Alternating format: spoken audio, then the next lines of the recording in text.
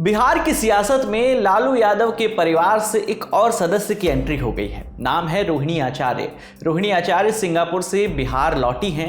लालू प्रसाद यादव की बेटी हैं। सारण सीट से आरजेडी के टिकट पर चुनावी मैदान में हैं। उनके सामने बीजेपी की ओर से राजीव प्रताप रूडी मैदान में हैं, जो कि मौजूदा सांसद भी हैं सीट से।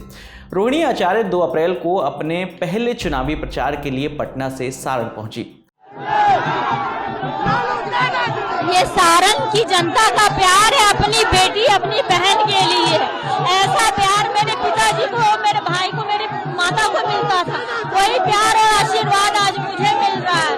मैं बहुत खुश हूँ। इनका ऋण मैं चुका नहीं सकती, लेकिन मैं मरने दम तक सारण की जनता, सारण की माता बहनों का सेवा करती रहूंगी।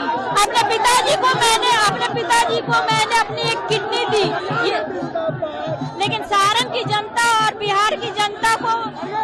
रोहिणी आचार्य के प्रचार का पहला दिन सारण में कैसा रहा, उसकी झलक इस एक तस्वीर को देखकर समझी जा सकती है। समर्थकों का हुजूम था। स्वागत के लिए बुलडोजर भी आया था, जिस पर चढ़कर समर्थकों ने भर भर कर फूलों की बारिश की।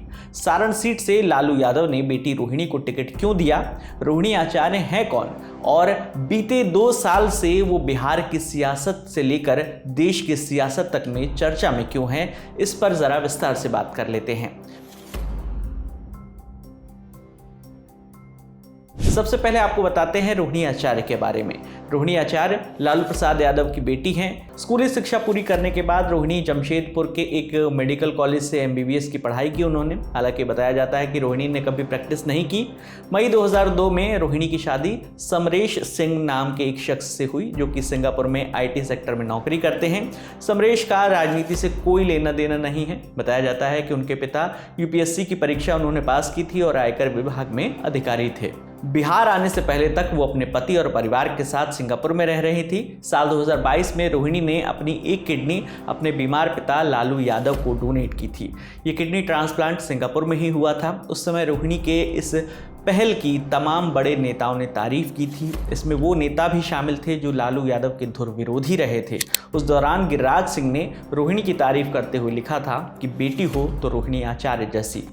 इसके अलावा रोहिणी अपने ट्वीट्स के चलते भी सुर्खियों में रहती हैं। इस साल जनवरी के अंत में जब बिहार के अंदर ही सियासी उथल पुथल का दौर चल रहा था, तब रोहिणी आचार्य ने बिना नीतीश कुमार का नाम लिए 3 ट्वीट किए थे।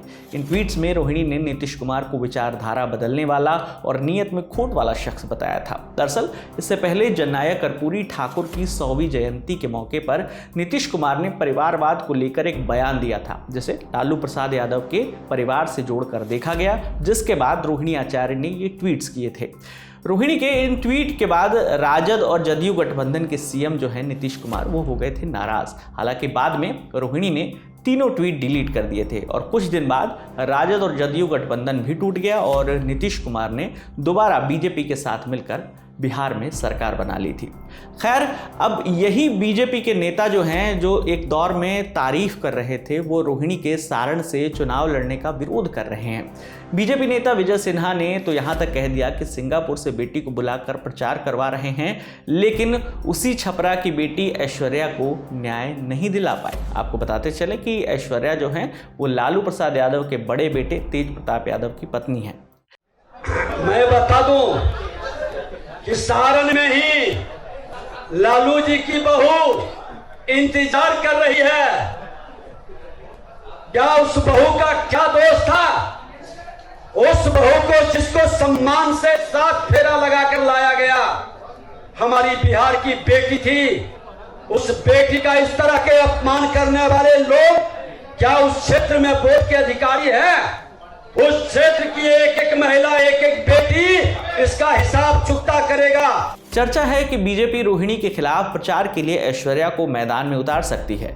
दैनिक भास्कर की रिपोर्ट के मुताबिक लालू प्रसाद यादव के बेटे तेज प्रताप यादव और ऐश्वर्या के तलाक का केस फिलहाल कोर्ट में है और ऐसा माना जा रहा है कि बीजेपी सारण में जो चुनाव है उसको बेटी वर्सेस बहू करने की कोशिश में है। रोहिणी आचार्य के सारण से मैदान में उतरने के बाद ये सीट काफ़ी हाई प्रोफाइल हो गई है, लेकिन बिहार की तमाम सीटों के बीच लालू ने बेटी रोहिणी के लिए सारण की सीट ही क्यों चुनी, इसके पीछे का सियासी समीकरण भी समझ लीजिए। सारण निर्वाचन क्षेत्र को आरजेडी का गढ़ माना जाता था। 1977 में सारण सीट से जीतकर ही लालू प्रसाद यादव पहली बार संसद पहुंचे थे। वो इस सीट से 4 बार के सांसद रहे हैं। साल 2009 में भी लालू यादव सारण सीट से सांसद निर्वाचित हुए थे। इस चुनाव में उन्होंने बीजेपी प्रत्याशी राजीव प्रताप रूडी को 51,000 से ज्यादा वोटों से हराया था। साल 2014 में यह सीट आरजेडी के हाथ से निकलकर बीजेपी के खाते में चली गई। इस चुनाव में बीजेपी की ओर से राजीव प्रताप रूडी खड़े हुए थे और उन्होंने राबड़ी देवी को 40,000 से ज्यादा वोटों से हराया था। साल 2019 में आरजेडी ने लालू प्रसाद यादव के बड़े बेटे तेज प्रताप यादव के ससुर चंद्रिका राय को मैदान में इस सीट से उतारा था, लेकिन वो भी रूडी से 1,38,000 से ज्यादा वोटों से हार गए थे। और अब 2024 के चुनाव में बीजेपी के राजीव प्रताप रूडी के सामने आरजेडी की ओर से रोहिणी आचार्य को मैदान में उतारा गया है।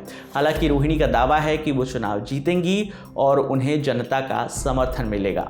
मेरे लिए सारण की जनता, सारण की माताएं, बहनें, बड़े बुजुर्ग, मेरे अभिभावक, उनकी लड़ाई है और मुझे पूरा विश्वास है कि सारण की जनता की जीत होगी। रोहिणी आचार्य भले ही अपनी जीत का दावा कर रही हैं, लेकिन बीजेपी उम्मीदवार राजीव प्रताप रूडी का कहना है कि वो लालू परिवार को हराते आए हैं और इस बार भी जीत उनकी ही होगी। कोई सदस्य फिर लड़ना है तो मैं दोहराना चाहूंगा कि लालू जी के खिलाफ भी मैं लड़ चुका हूँ, श्रीमती राबड़ी देवी के खिलाफ भी मैं लड़ चुका हूँ और चुनाव जीत चुका हूँ। मैं उनके परिवार के समधी के खिलाफ भी चुनाव लड़ चुका हूँ, इसलिए मेरे लिए कोई फर्क नहीं पड़ता है और लोगों का बड़ा भरोसा मेरे प्रति है। लेकिन एक सवाल जरूर उठता है कि आखिर ऐसा क्या है कि लालू जी को कोई पार्टी में कार्यकर्ता क्या नहीं मिलता है जो हमेशा अपने परिवार के लोगों ही लड़ाना चाहते हैं। चुनाव प्रचार के दौरान दोनों उम्मीदवार की ओर से अपनी अपनी जीत के दावे किए जा रहे हैं, लेकिन असल में सारण की जनता किस पर भरोसा जताएगी ये तो चुनावी नतीजे आने के बाद ही साफ हो पाएगा। लेकिन इस बार जिस तरह से लालू यादव ने एक बार फिर सारण से अपने परिवार के सदस्य को ही मैदान में उतारा है, उसके बाद सारण सीट का ये चुनाव काफ़ी हाई प्रोफाइल होने वाला है। सारण सीट पर चुनाव के बीच हमारी टीम भी आपके बीच आ रही है। हम आपकी बातें सुनेंगे। आप हमें कमेंट बॉक्स में बताइए कि सारण के किस किस इलाके में जाएं और किस कारण से जाएं। फिलहाल इस खबर में आगे जो भी सियासी अपडेट आएगा उसके लिए आप लल्लन टॉप देखते रहिए। आपके लिए तमाम जानकारी जुटाई थी हमारे साथी सुप्रिया ने। मेरा नाम है विकास वर्मा। देखते रहिए दी लल्लन टॉप। शुक्रिया।